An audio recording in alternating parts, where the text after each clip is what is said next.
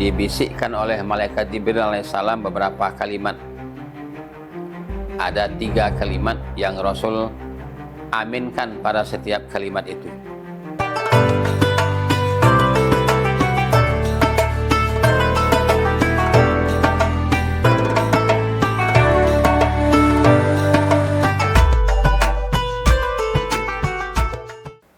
Assalamualaikum warahmatullahi wabarakatuh. Innal hamdalillah nahmadullaha ta'ala allazi hadana lil iman wal islam wa farada 'alaina as-siyam linakuna minal mu'minin wal muttaqin. Allahumma shalli wa sallim wa barik ala khairil mursalin habibinal mustafa rasulillahi nabiyyina maulana Muhammad sallallahu alaihi wa alihi wa sahbihi ajma'in. Fa ya ibadallah, saudara-saudaraku kaum muslimin, wabil khusus warga Wasliyah dimanapun berada, alhamdulillah kita berjumpa lagi di program Ramadan Majelis Dakwah Al-Wasliyah Pusat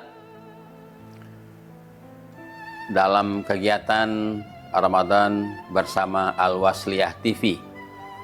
Semoga setiap pertemuan kita di forum ini senantiasa mendapatkan berkah dari Allah Subhanahu wa taala, menyambungkan silaturahmi sesama kita lintas daerah, lintas wilayah, disatukan kita dan diwasolkan dalam wasliyah ini untuk bersama-sama membangun kekuatan dalam ikhtiar membahagiakan umat dan menimbulkan rasa persaudaraan sama mukmin yang diikat dengan rasa kebersamaan.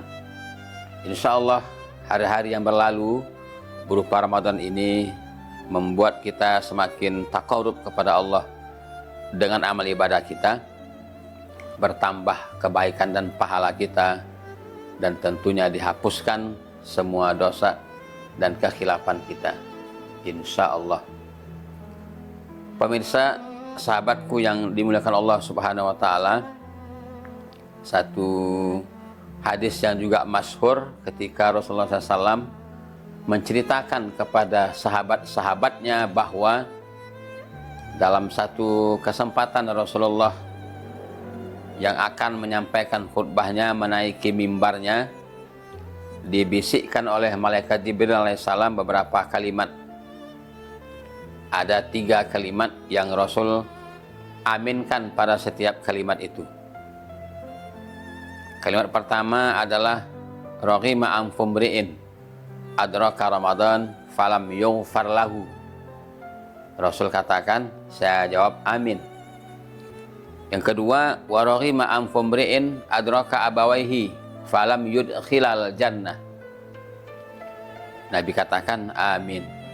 Dan yang ketiga adalah raghima anfumri'in zukirtu indahu falam yusolli alayya. Aku juga jawab amin. Nah, Nabi jelaskan, dan amin yang 3 kali berturut-turut itu sahabat mendengar di bawah. Selesai sholat ditanya, ya Rasul, itu maksudnya apa? Jadi Nabi katakan, datang kepadaku malaikat Jibril. Pertama mengatakan raghima anfumri'in adraka Ramadan falam yughfar lahu. Rugilah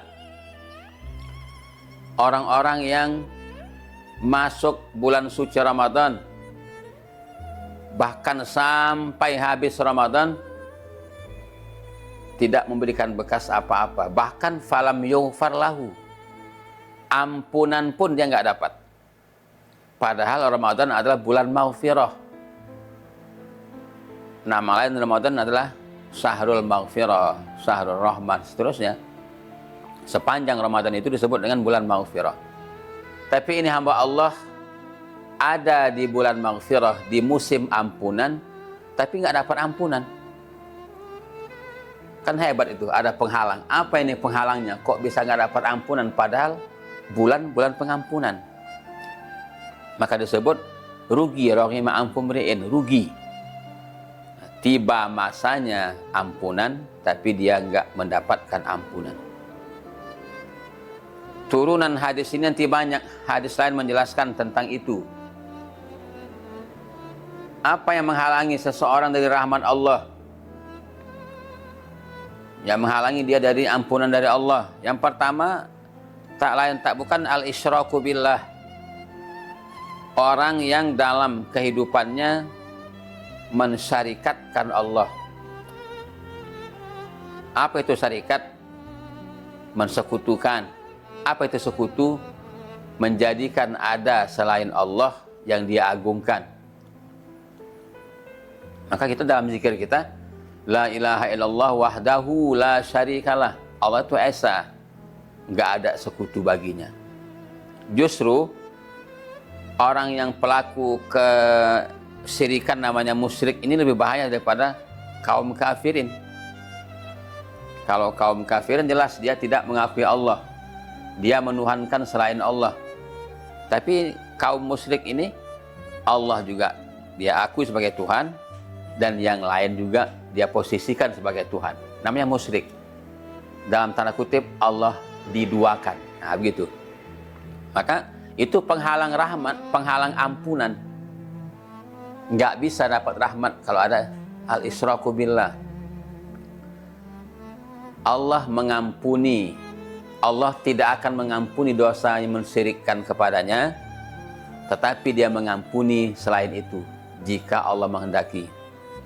Innallaha la yaghfiru an yushraka bihi wa yaghfiru ma duna dzalika liman yasha. Orang yang sampai akhir hayatnya ada dalam kemusyrikan itu tidak akan terima amalnya, dan nggak bakal dapat ampunan kecuali dia bertobat.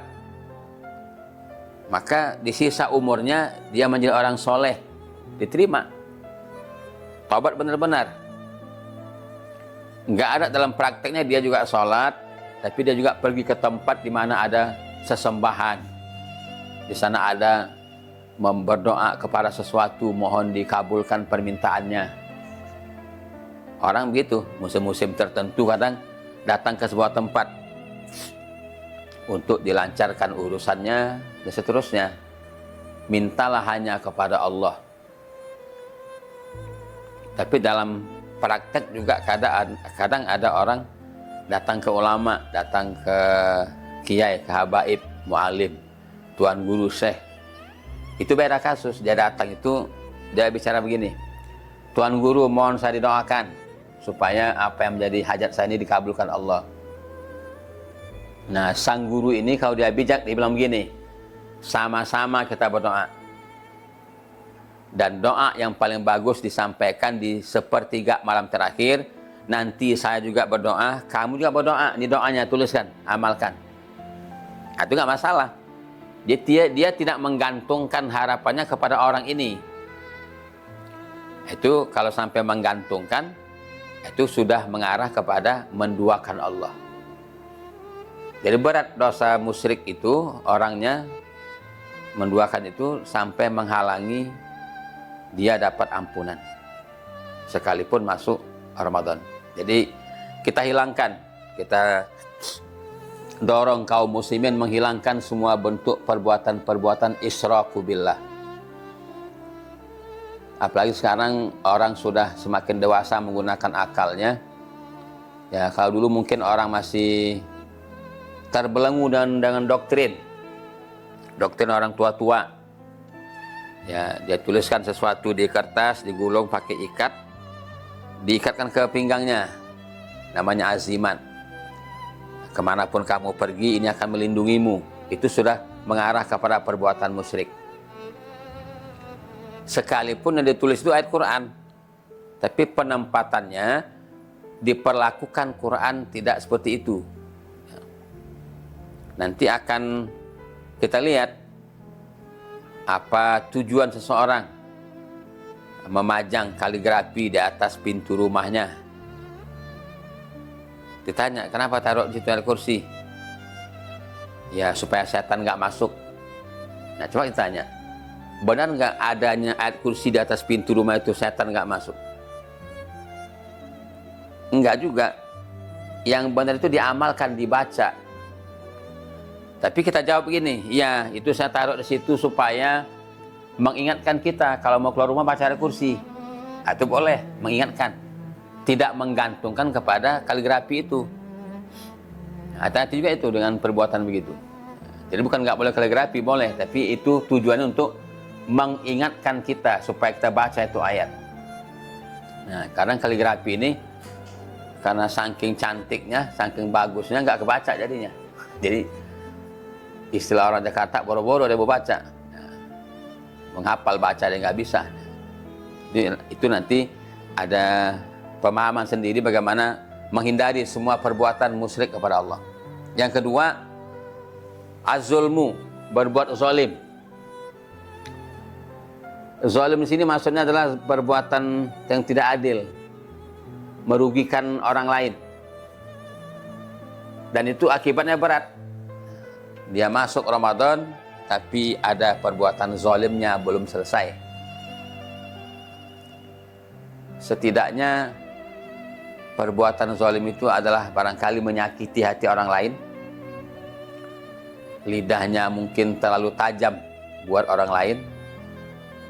Maka tradisi kita sebelum masuk Ramadan minta maaf. Itu standar minimal.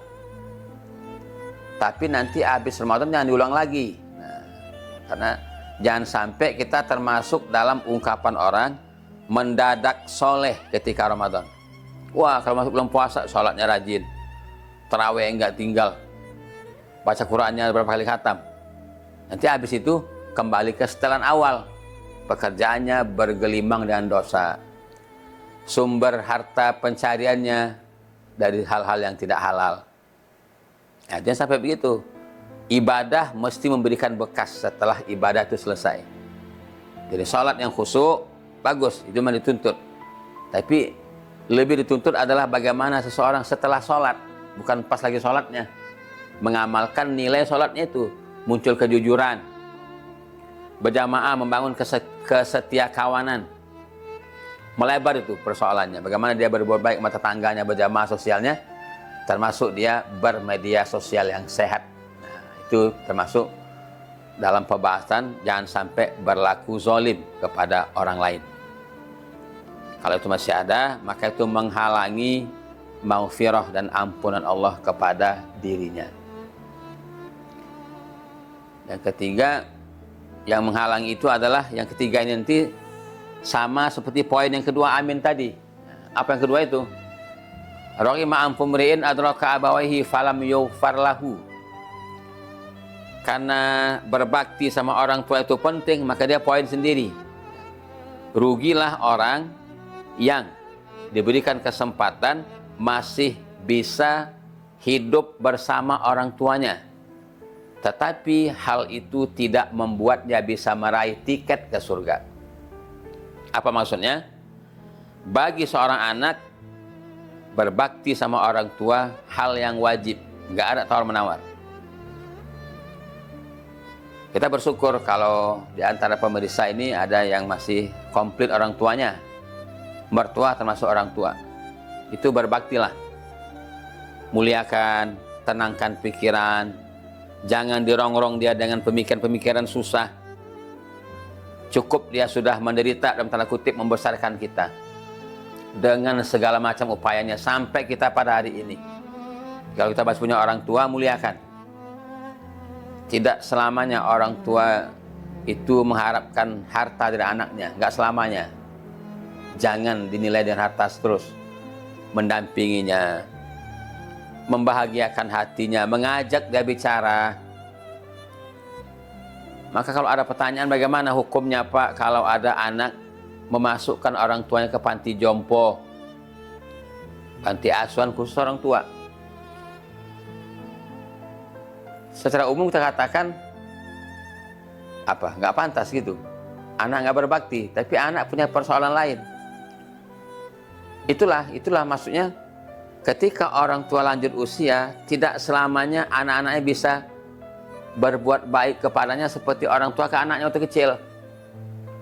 Banyak anaknya pada sibuk.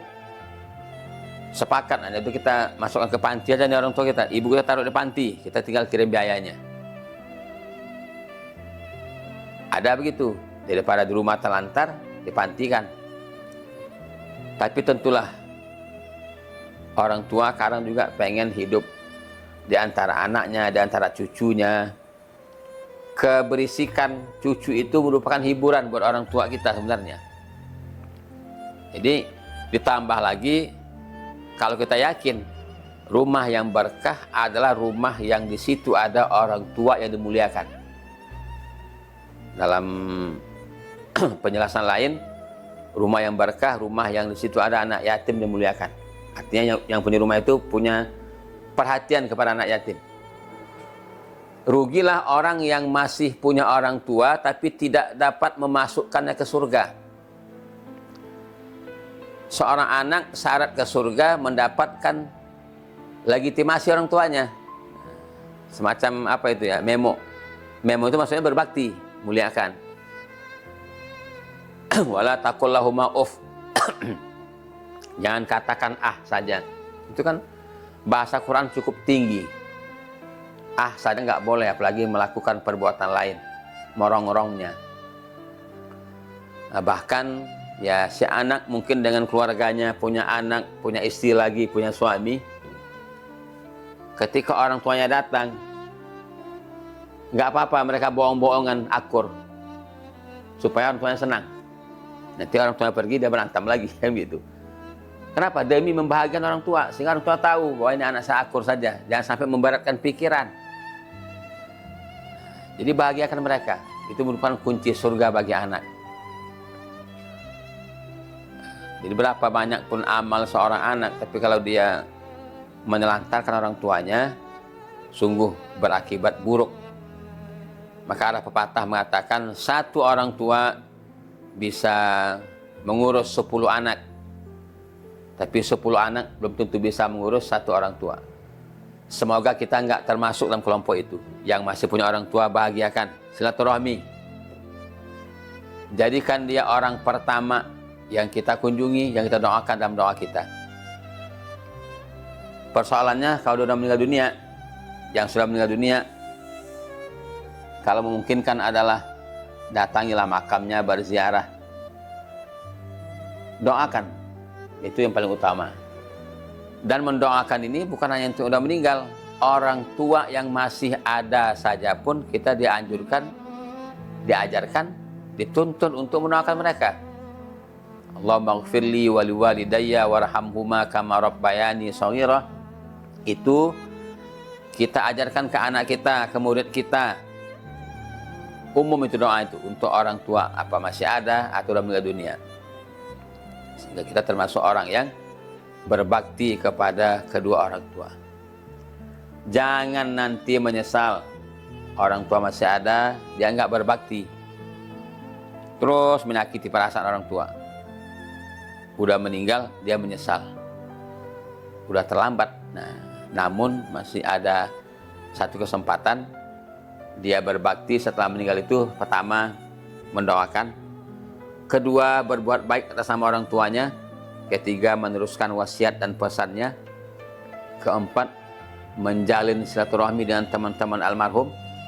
Yang kelima, kalau dia punya saudara, akur dengan sesama saudaranya, merupakan hal yang diharapkan orang tua, wabil khusus setelah meninggal dunia. Poin ketiga, Rasul mengaminkan adalah, sebutkan ketika namaku, kata Rasul sebut, orang itu atau umatku itu enggak berselawat kepadaku.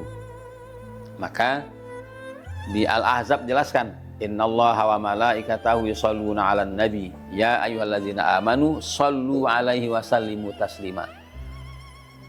Selawat itu adalah semacam satu ikatan batin kita ke Rasulullah. Kita bukan siapa-siapa kalau tanpa Rasulullah. Dia mengajarkan, walaupun kita nggak langsung, maka perlu silsilah sahabat, tabi'in, tabi'in, para ulama kita, para guru kita, sampai kita pada hari ini. Dan kita punya kewajiban meneruskan dinul Islam ini kepada generasi kita. Jadi selawat itu membangun kedekatan hubungan batin. Dia tidak sekedar ucapan, tapi kayak tadi lagi, kayak zikir itu diucapkan, tertanam dalam diri kita semangat untuk mencintainya, mengamalkan sunnahnya, melaksanakan perintahnya, meninggalkan larangannya.